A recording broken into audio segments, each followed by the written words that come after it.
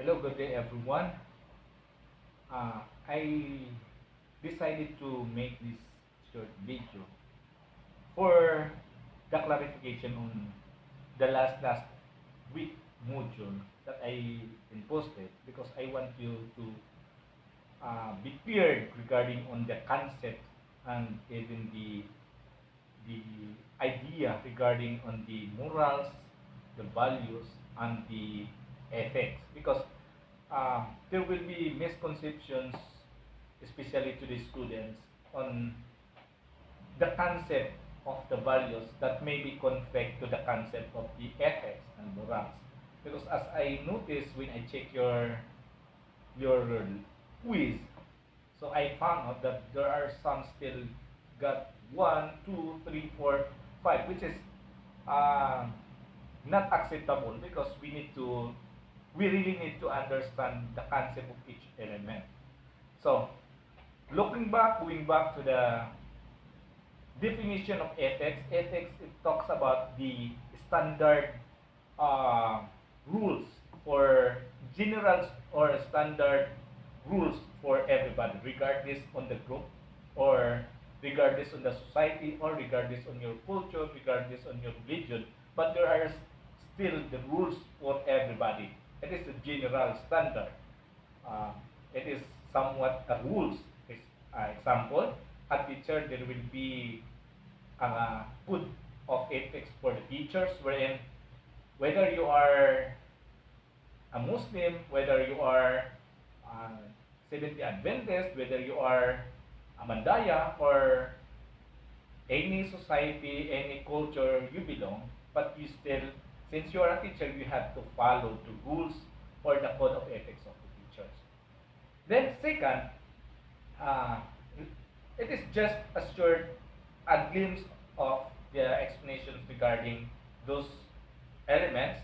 Second is the morals. When you talk about morals, it is derived from the Greek word mus, means a custom. So it is this set of standards or rules made by the society, the culture, or the group of people you belong. Example, there are certain morals in the Muslims. There are certain morals for the Mandaya tribe. There are certain morals for that religion. Example, the Seventh-day Adventist. So there are certain morals for that religion. The example, the Iglesia ni Cristo. So it meant to say that every society, every group, every culture, there will be different morals. So, although they are still following on the rules that we have as general, what I have said earlier on the ethics, that their ethics talks about the general um, rules.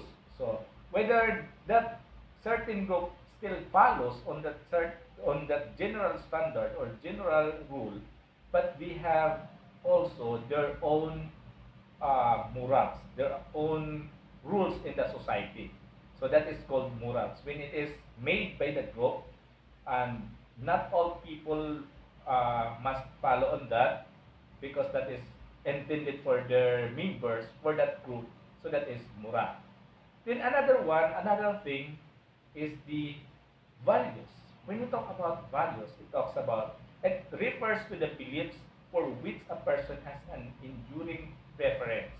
So it meant to say it depends on the attitude, it depends on the preference, it depends on how you value that thing.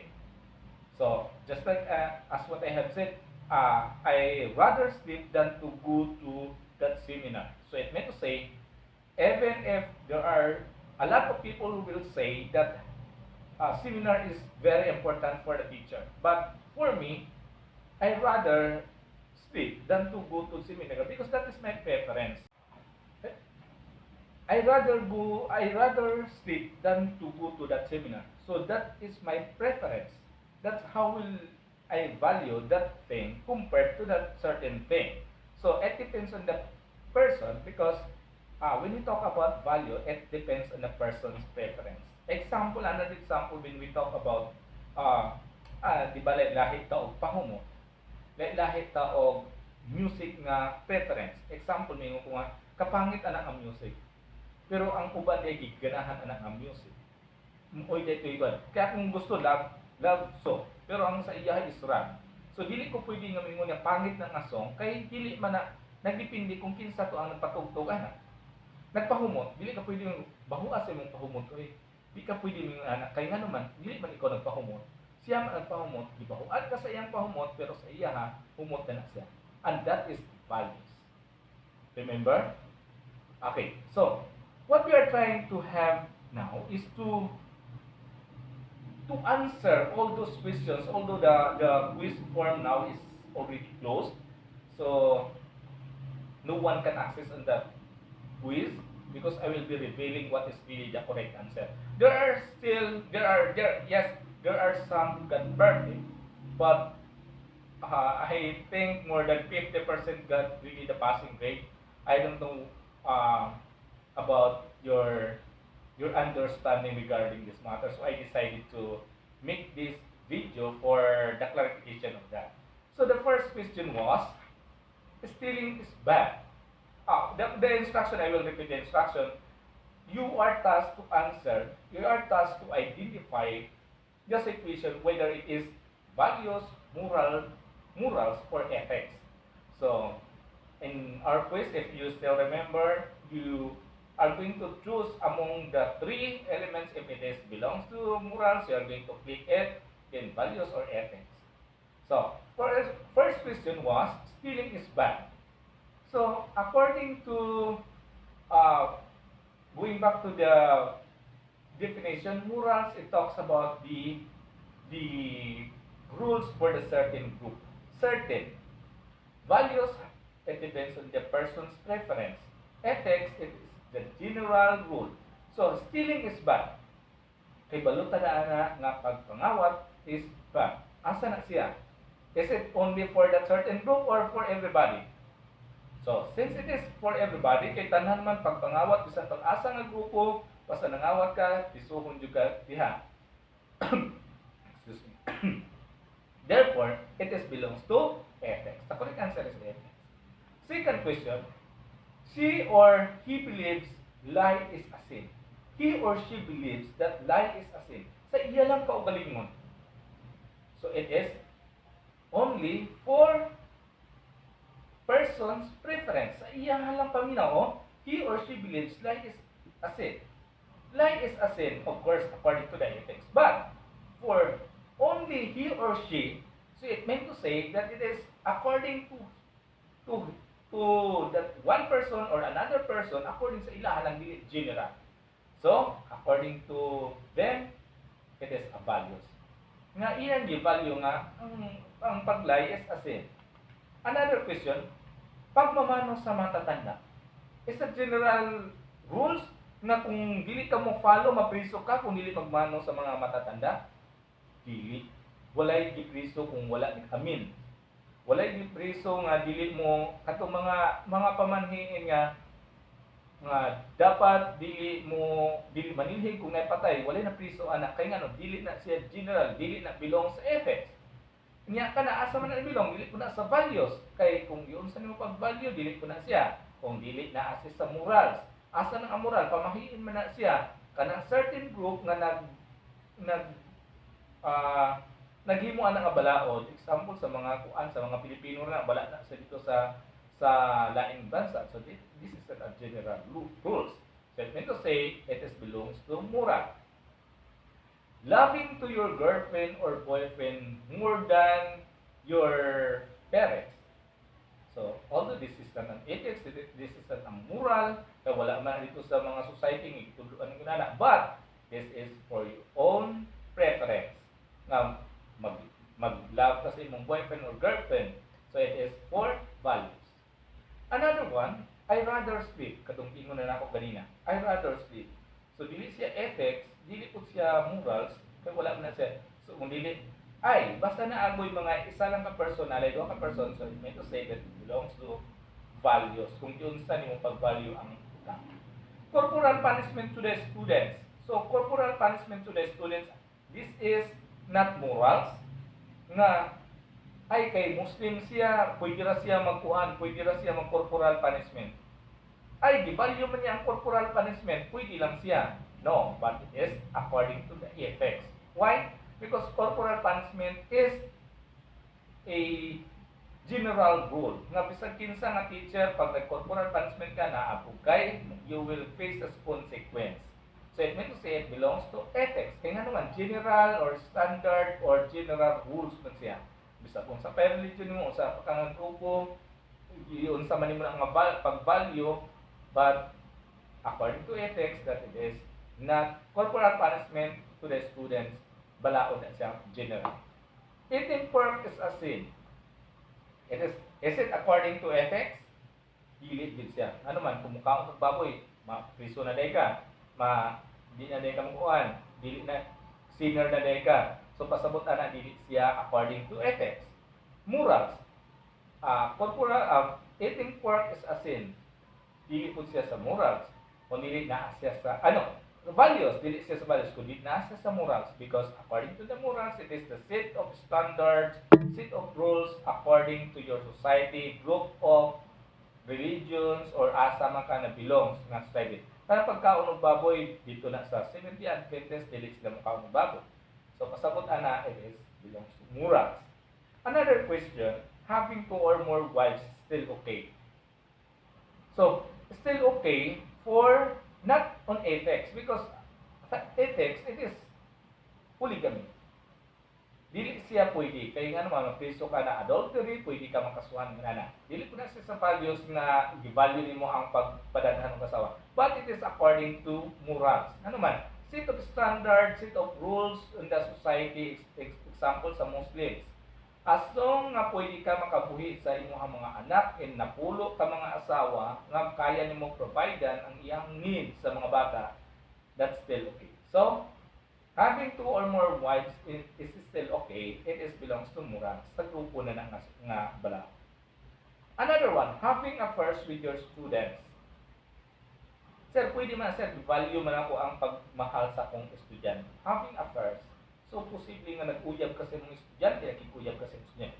Regardless if you are a girl or a boy, pwede na ka, maestro man ka or maestra, but having affairs to your students, it is punishable by law.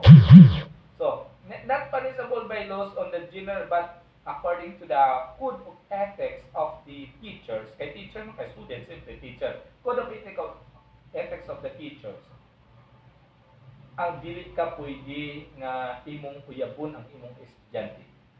Maestra man ka or maestro man ka, di ka pwede uyabon imong estudyante. That is according to the code of ethics of the teachers. So it belongs to ethics. Plus family ties. Bisag naminyo na naalang gyapon sa balay. Dili lang gyapon palakon kay luoy kaayo. So asa man na siya? Is that punishable by general rules? Sa ethics ba na siya? Dili. Values. Gi-value na ako kaya akong mga anak mo na hindi na ako kuan. Yes, although that is belongs to values, but the most appropriate is morals. Asa man na dapita naaron na sa mga Filipinos, especially kadto mga katigulangan nga dili yun mabulag dapat niya mga anak. So that is belongs to morals. So it is a set of standard, set of rules, set of laws made by your society, that is moral. So again, if the situation is with regards to the set of rules, laws, and standard made by the group, kanang certain group lang, kana nang nagbuhat-buhat, kana nang certain group, that is moral. Values, it depends on the person's preference. Example, kung na ay mga I, he or she, kung pasabot na individual lang, dili yun general. So, kuan siya kanang values siya yun sa niyong pag-value. Uy, kuan yun ko, dili yun ko magkuan, dili yun ko magminyo og sayo kay dili ko magminyo og sayo kay dili tungod kay that is according to our paniniwala, dili siya ingon ana, wala kay ingon dili ko kay ang amuha yun magminyo yun mi dili sa nga ingon niya kung maingon ka nga magminyo ka bago dapat maabot sa kahog 20 anyos, dili maunay sa moral sa siya. Pero may kadili sa di ko magminyo kay gusto sa di ko makahuman og eskwela. That is values. Kay imo manggi-value ang imong pag-eskwela. Di sa di ko magminyo kay mahadlok ko mapriso. So, kung imo nga kang hadlok ka mapriso, that is according to the general rules. Kay mapriso naman ka, that is ethics. Okay? I hope that it is clear to everybody because I really need to have this one because I want these things be cleared before jumping to another topic because this is one of the coverage of your exam. So I hope that everything is clear today. Everything is clear today. I hope that you really understood what I have been posting in a previous modules because I already posted another module as yesterday. So that's all for this time. Pasensya sa gagmay ko because this is just take one. Kaya gusto lang yun ako i-clarify. Wala na pag-edit ani. So that's all for this video and abangan ng lain pang video regarding on these matters. Ay kung kailangan ako nga maghimo og video for just for the explanation, akong ginibuhatan ng video. Because it is impossible for us to have the synchronous classes because as I know as the experience of everybody that we are still